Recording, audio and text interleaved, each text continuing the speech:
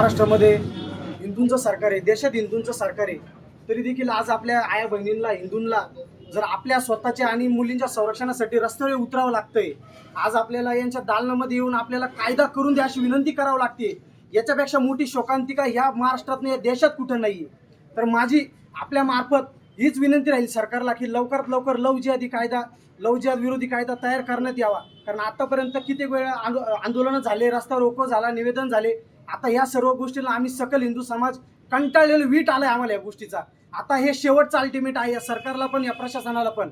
लवकरात लवकर ह्या गोष्टीचा जर कुठं काही तुम्ही तडीस नेलं नाही, तुम्ही जर निर्णय घेतला नाही, तर लवकरच येत्या काळामध्ये खूप मोठी क्रांती घडणार. जसं नथुराम गोडसेंनी क्रांती घडवली तशीच आम्ही क्रांती घडवणार आणि ती रस्त्यात गल्लीत घडवणार. आणि हा आमच्या हिंदू सकल समाजाचा शब्द आहे की आज निवेदन दिलं, उद्या तुम्हाला स्पॉटवर येऊन बॉड्या गोळा कराव्या लागतील.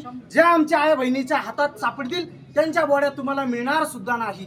हा आमचा तुम्हाला शब्द आहे.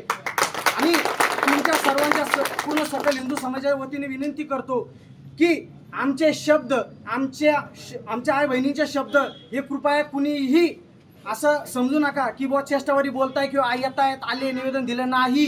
हा सिरियस इश्यू आहे. आता ही सुरुवात झालेली आहे.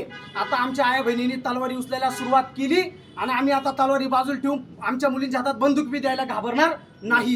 जे नथुराम गोडसेंनी केलं ते आम्हाला करायला लावू नका, ही आमची प्रशासनाला विनंती आहे. आणि लवकरात लवकर हा कायदा व्हावा हीच आमची विनंती तुम्हा सर्वांना.